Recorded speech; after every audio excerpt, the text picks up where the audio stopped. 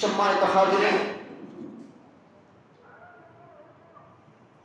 আমি আপনাদের সম্মুখে সূরাতুল হজ এর 70 নম্বর 77 নম্বর আয়াতে কারিমা আপনাদের সম্মুখে তেলাওয়াত করেছি। যে আয়াতে কারিমায় আল্লাহ তাআলা ইরশাদ করেন, ইয়া আইয়ুহাল্লাযীনা আমানু রুকউ ওয়াসজুদু ওয়া'বুদু রাব্বাকুম। আল্লাহ বলতেছেন, হে ঈমানদারগণ, তোমরা রুকু করো, সিজদা করো এবং তোমাদের প্রভুর ইবাদত করো। প্রত্যেকে বলুন সুবহানাল্লাহ। ওয়াফআলুল খায়রা লাআল্লাকুম তুফলিহুন। এবং তোমরা সৎকর্ম করো যেন তোমরা সফলতা লাভ করতে পারো। প্রত্যেকে বলুন সুবহানাল্লাহ। এই আয়াতে কারিমায় আল্লাহ ঈমানদারদেরকে বলতেছেন এই কথাগুলো। যারা ঈমানদার আল্লাহ তাদেরকে বলতেছেন। এখানে যদি শুধু মুসলমানকে বলতেন তাহলে ইয়া আইয়ুহাল মুসলিমুন, যদি মানুষকে বলতেন ইয়া আইয়ুহান নাস, কিন্তু না, যারা ঈমানদার আল্লাহ তাদেরকে কাজগুলো করার জন্য আদেশ দিচ্ছেন। প্রত্যেকে বলুন সুবহানাল্লাহ। তো হাদিসে পাকে আছে, লিকুল্লি শাইইন আলামুন, প্রত্যেক জিনিসের নিদর্শন আছে, প্রত্যেক জিনিসের চিনার চিহ্ন আছে। কোন জিনিস তার চিহ্ন দ্বারা বোঝা যায়? তো আমার নবী বলেছেন, আলামুল ঈমানিস সালাত, আর ঈমানের নিদর্শন হলো, চিহ্ন হলো নামাজ। প্রত্যেকে বলুন সুবহানাল্লাহ। ঈমানদার হতে হলে তাকে নামাজি হতে হবে। আল্লাহ হুকুম দিচ্ছেন ঈমানদারদেরকে, আর আমার নবী বলেছেন প্রত্যেক জিনিসের চিহ্ন আছে, চেনা যায় ওই জিনিসের আলামত দিয়ে, কিন্তু ঈমানদারের আলামত হচ্ছে নামাজ আদায় করা। প্রত্যেকে বলুন সুবহানাল্লাহ। তো যে নামাজ পড়ে বোঝা যায় তার মধ্যে ঈমান আছে। ঈমান ঢুকলে আপনার অন্তরে আল্লাহর ভয় ঢুকে যাবে।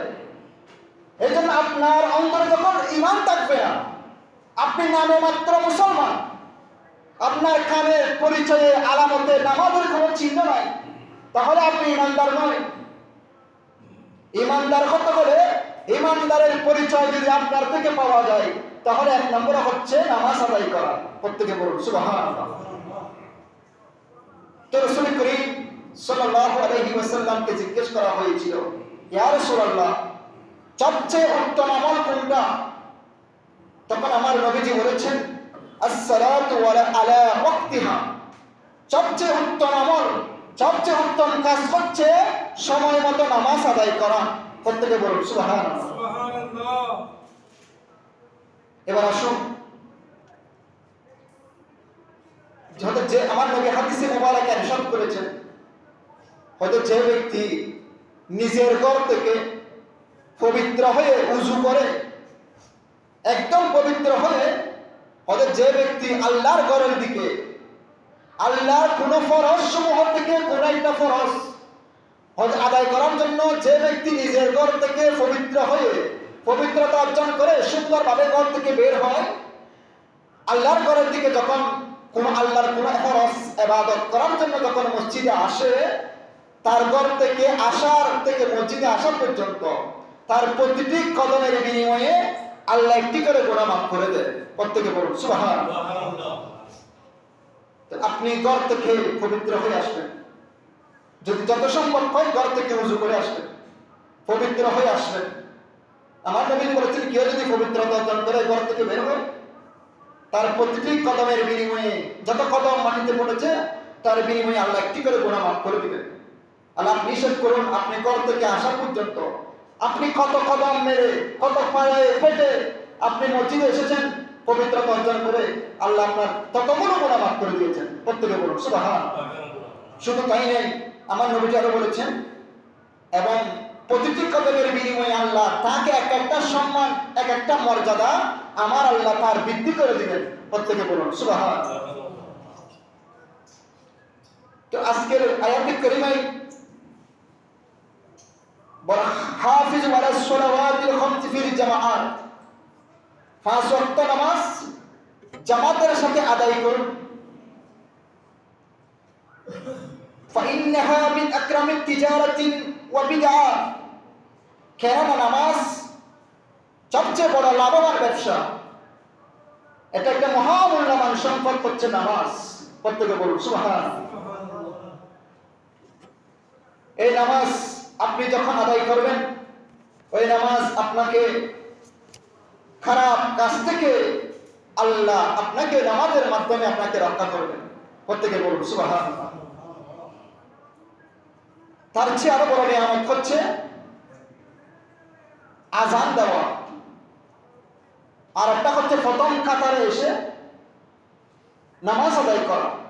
একটা হচ্ছে আজান দেওয়া, আর একটা হচ্ছে প্রথম কাতারে এসে দাঁড়িয়ে নামাজ পড়া। এই দুটার মধ্যে কি নিয়ামত রয়েছে? আমার নবী বলেন প্রথম কাতারে এসে নামাজ পড়া আর আজান দেওয়া, এই দুটার কি নিয়ামত, কি ফজিলত আমার উম্মত যদি জানতো, তাহলে প্রথম কাতারের জন্য, প্রথম কাতারে এসে বসার জন্য লটারি দেওয়া লাগতো। এইরকম মানুষ প্রথম কাতারে আসার জন্য প্রতিযোগিতা শুরু করে দিত। লটারির প্রয়োজন হতো, কে প্রথম কাতারে দাঁড়াবে, কে প্রথম কাতারে বসবে, কে প্রথম কাতারে নামাজ পড়বে। এটার জন্য লটারি দেওয়ার প্রয়োজন হতো। যদি আমার উম্মত জানতো প্রথম কাতারের ফজিলত এবং আজান দেওয়ার মধ্যে কি নিয়ামত রয়েছে। প্রত্যেকে বলুন সুবহানাল্লাহ। এই জন্য চেষ্টা করবেন মসজিদে আসলে প্রথম কাতারে আসার জন্য। হাদিসে মুবারাকে বলা হয়েছে প্রথম কাতারের জন্য আল্লাহর রহমতের ফেরেশতারা তাদের জন্য আল্লাহর দরবারে দোয়া করে। তো সাহাবায়ে কেরাম প্রশ্ন করে, ইয়া রাসূলুল্লাহ দ্বিতীয় কাতারের জন্য করে না? হ্যাঁ, দ্বিতীয় কাতারের জন্য করে, কিন্তু প্রথম কাতারের ফজিলত দ্বিতীয় কাতারের চেয়ে বেশি। প্রত্যেকে বলুন সুবহানাল্লাহ। প্রত্যেক কাতারে ফজিলত আছে, কিন্তু আমার নবী বলেছেন উম্মত যদি জানতো কি নিয়ামত, তাহলে লটারি দেওয়া লাগতো প্রথম কাতারে আসার জন্য। আল্লাহ আমাদেরকে আমল করার তৌফিক দান করুন। প্রত্যেকে বলুন আমিন। তো দরুদ পাঠ করুন। সালাতু ইয়া রাসূলুল্লাহ, সালাতু ইয়া فإن المؤمن إذا أدرك تكبيرة الإحرام مع الإمام فاز بالآخرة على درجات وأسنى مقام। আমার নবী হাদিসে মুবারাকা বলেছেন, একজন মুমিন যখন ইমামের সাথে তাকবীরে উলা, ইমামের সাথে প্রথম তাকবীর যখন ইমাম নামাজের নিয়ত বাঁধে, ওই নিয়তের সাথে যে নিয়ত বাঁধে, ওই তাকবীর যে পেয়ে যায়, আল্লাহ তাকে মর্যাদা দান করেন, তাকে সম্মানিত করেন, এবং আল্লাহ তাকে বেহেশতে প্রবেশ করার অধিকার ওই বান্দাকে আল্লাহ দান করেন। প্রত্যেকে বলুন সুবহানাল্লাহ। তো এখন আমরা কি করি? ইমাম সাহেব আল্লাহু আকবার নিয়ত করেছেন, আর আমরা পিছনে যারা আছি তারা কথা বলি। ওই ইমাম রুকুতে গেলে তখন আমরা আল্লাহু আকবার বলে নিয়ত করি। কিন্তু নিয়ম, ইমাম যখন তাকবীরে তাহরিমা যখন বলে বলেছেন, আপনিও সাথে সাথে ইমামের সাথে তাকবীরে তাহরিমা বেঁধে ফেলবেন। এটা মধ্যে আল্লাহ আপনাকে সম্মান দান করবেন, আল্লাহ আপনাকে উচ্চ মর্যাদা দান করবেন, বেহেশতের অধিকারী আল্লাহ আপনাকে বানিয়ে দিবেন। প্রত্যেকে বলুন সুবহানাল্লাহ। আরেকটা বর্ণনা হলো, যে ব্যক্তি, এগুলো আমরা সব জানি, তারপরেও কিছুদিন পর আমাদেরকে আপডেট দিতে হবে আর কি। যে ব্যক্তি একাধারে 40 দিন ইমামের প্রথম তকবীরের সাথে, প্রথম তকবীরের সাথে হযরত 40 দিন যে মানুষ, যে মুসল্লি 40 দিন ইমামের সাথে তাকবীরের সাথে যখন নামাজ আদায় করবে, তার থেকে তাকবীর ছুটে যাবে না, মসজিদে আসবে জামাতের জন্য, কিন্তু ইমামের যে তাকবীর এটা তার থেকে ছুটে যাবে না। এভাবে 40 দিন যে ইমামের প্রথম তাকবীরের সাথে হাত বেঁধে নামাজ পড়বে, আমার আল্লাহ তাকে দুইটি নিয়ামত দান করবেন। প্রত্যেকে বলুন সুবহানাল্লাহ। একটি হচ্ছে দুজক থেকে, জাহান্নাম থেকে আল্লাহ তাকে মুক্তি দিবেন, আর একটি হচ্ছে মুনাফিক থেকে, নেফাক থেকে আমার আল্লাহ তাকে মুক্তি দান করবেন। প্রত্যেকে বলুন সুবহানাল্লাহ। রাসূল করিম সাল্লাল্লাহু আলাইহি ওয়াসাল্লাম আরো বলেছেন, যে ব্যক্তি সর্বদা জামাত সহকারে নামাজ আদায় করে, আমার আল্লাহ তাকে 5টি নিয়ামত তাকে দান করবেন। প্রত্যেকে বলুন সুবহানাল্লাহ। 1 নম্বর, ওই বান্দার অভাব অনটন আমার আল্লাহ দূর করে দিবেন। যে ব্যক্তি জামাতে নামাজ আদায় করবে 5 ওয়াক্ত, আমার আল্লাহ তার অভাব অনটন দূর করে দিবেন। 2 নম্বরে, ওই বান্দার কবরের আযাব মাফ করে দেওয়া হবে। 3 নম্বর, কিয়ামত হাসরের ময়দানে বান্দার আমলনামা আল্লাহ তাকে ডান হাতে প্রদান করবেন। প্রত্যেকে বলুন সুবহানাল্লাহ। 4 নম্বর, ওই বান্দা বিদ্যুৎ গতিতে ফুলসিরাত অতিক্রম করবে। তো ফুলসিরাত এটার বর্ণনা কেমন? হয়তো এটা চুলের চেয়ে চিকন, তরবারির চেয়ে দাঁড়ানো, এইরকম একটা ফুলসিরাত। ফুলসিরাতের নিচে জাহান্নাম। যারা ফুলসিরাত পার হবে তারা জান্নাতে যাবে, যারা ফুলসিরাত পার হতে পারবে না তারা জাহান্নামে যাবে। তো ফুলসিরাতের দূরত্ব কত? ফুলসিরাতের কত লম্বা? বর্ণনায় আছে এটা প্রায় 15,000 বছরের রাস্তা। এটা আমার বাংলা, আমাদের দেশের 1 বছরের হিসেব নয়। সেখানে 500 বছর অথবা 1000 বছর এখানে একদিন, 500 দিন, 1000 দিন এখানে একদিন। ফুলসিরাত এটার পরিমাণ প্রায় 15,000 বা 15 বছর লেগে যাবে আপনি চলে যেতে ফুলসিরাত পার হতে। হয়তো বান্দা যদি নামাজি হয়, জামাতের সহকারে নামাজ আদায় করে, হয়তো বিদ্যুৎ যেভাবে চমকালে আমরা দেখতে পাই, চোখের পলক মারা মারে বিদ্যুতের যে আমরা দেখি বিদ্যুৎ চমকানো, এটা আমরা দেখতে করে চলে যাই।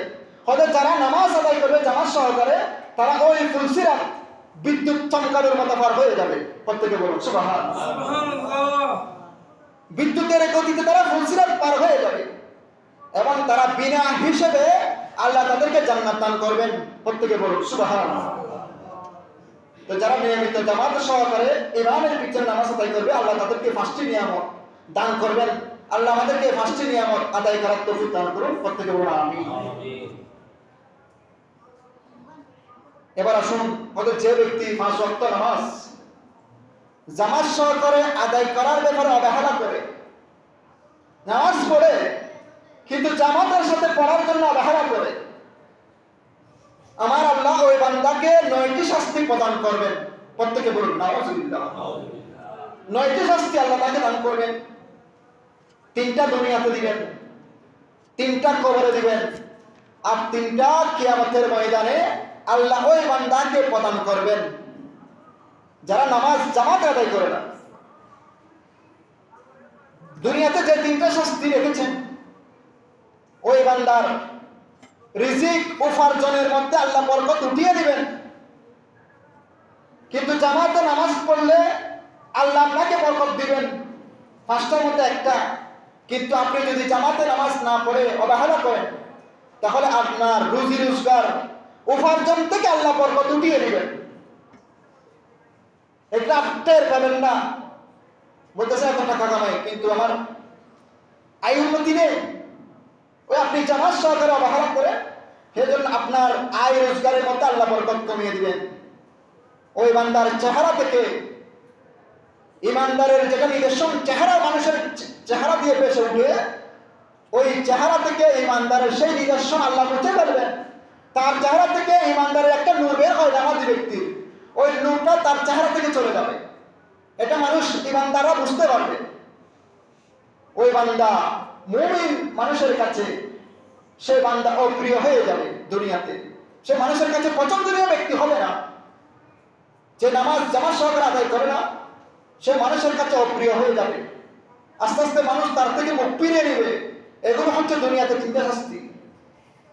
কবরের 3টা শাস্তি হচ্ছে মুনকার নাকিরের প্রশ্ন তাই বান্দার জন্য বেশি কঠিন হবে। মুনকার নাকিরের প্রশ্ন ওই বেনামাজি যে জামাতে নামাজ পড়ে না, তার জন্য কঠিন হবে, কঠোর হবে এবং তার জন্য অন্ধকার কবর হয়ে যাবে, কবরটা অন্ধকার হয়ে যাবে। 3 নম্বর, তার কবর একদম সংকীর্ণ হয়ে যাবে তার জন্য। এই শাস্তিগুলো আল্লাহ যারা জামাতে নামাজ আদায় করে না তাদেরকে দান করবেন।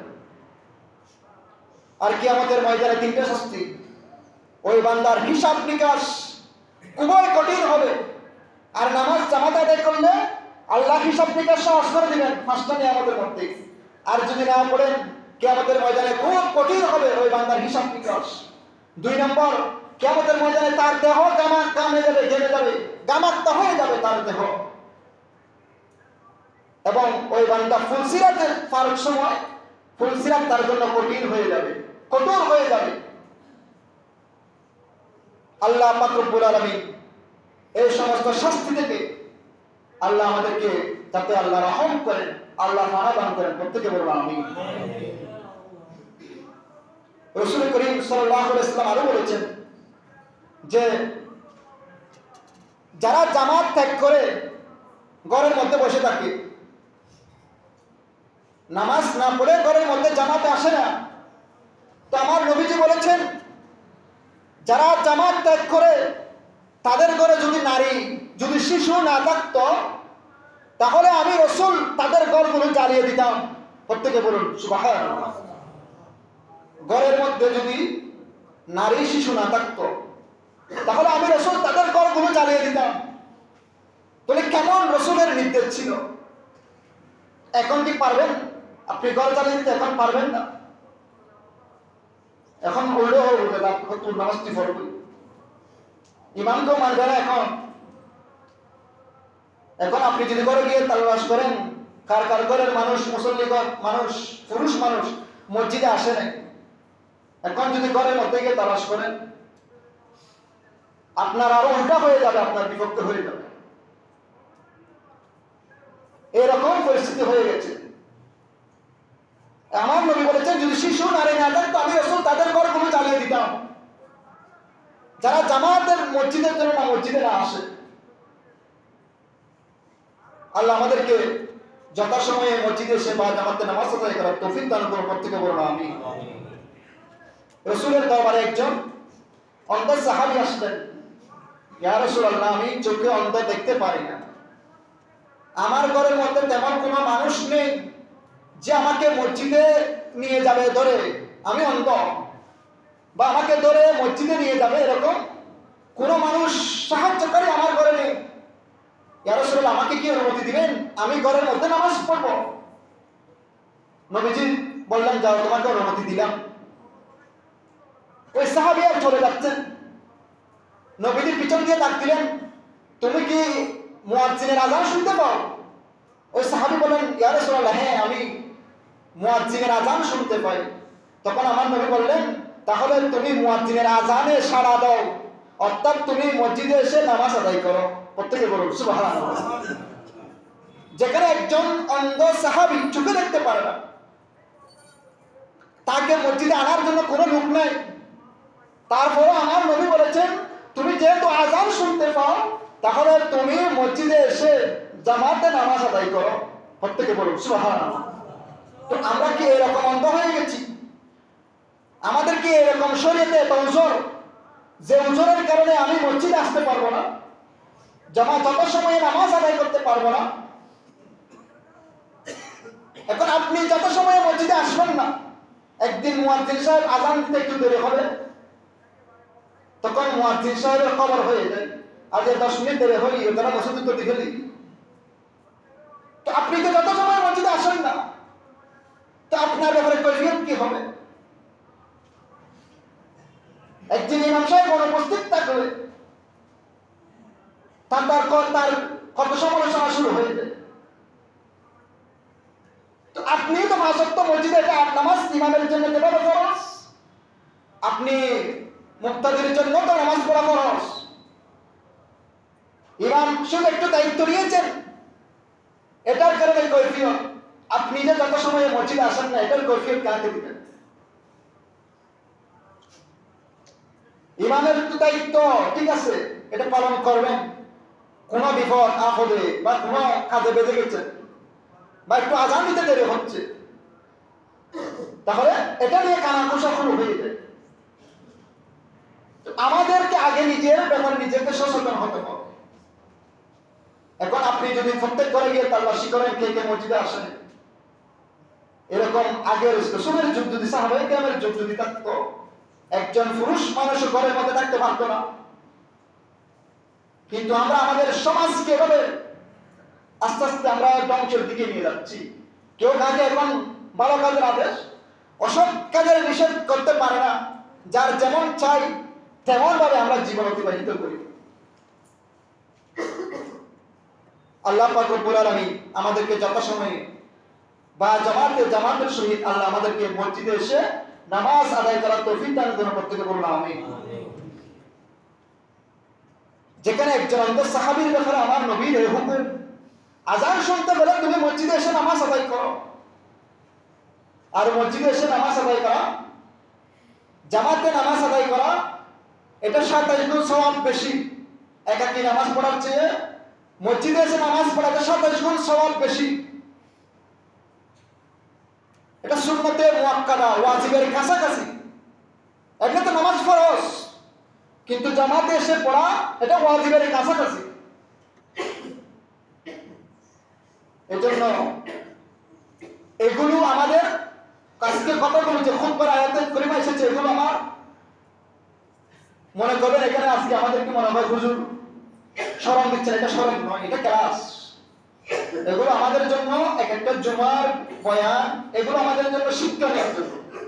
এখানে কাউকে শর্মিন্দা করা, এগুলো কোরআন, এগুলো আল্লাহ বলেছেন ইয়া আইয়ুহাল্লাযীনা আমানুর কাউ ওয়াসজুদু ওয়া'বুদু রাব্বাকুম। আল্লাহ বলেছেন এই ইমানদারগণ তোমরা রুকু করো, সিজদা করো, আল্লাহর ইবাদত করো। এগুলো আল্লাহর হুকুম তো দিয়েছেন কাদেরকে? ইমানদারদেরকে আল্লাহ অর্ডার দিয়েছেন। প্রত্যেকে বলুন সুবহানাল্লাহ। আমি শুরুতে বলেছি ইমানদারের প্রথম নিদর্শন হলো নামাজ। আপনি যে ইমানদার, এটার নিদর্শন, চিহ্ন, আলামত হলো নামাজ আদায় করা। কখন? আলা ওয়াক্তিহা, সময় মতো। প্রত্যেকে বলুন সুবহানাল্লাহ। আবার নামাজে অলসতা করা, খুশু করা, এগুলো হচ্ছে মুনাফিকের চিহ্ন। এই জন্য যারা পারেন প্রথম কাতারে এসে দাঁড়ানোর জন্য চেষ্টা করবেন। এটার ফজিলত রয়েছে, নিয়ামত রয়েছে। আজান শিখবেন, আজান দেওয়ার জন্য চেষ্টা করবেন। এই আজানের মধ্যে আল্লাহ নিয়ামত রেখেছেন। আজানের মধ্যে কি নিয়ামত রয়েছে? আজান দেওয়ার জন্য প্রতিযোগিতা শুরু হয়ে যেত। আল্লাহ পাক রব্বুল আলামিন আমাদেরকে যথাসময়ে নামাজ এসে মসজিদে আদায় করার তৌফিক দান করুন। প্রত্যেকে বলুন আমিন।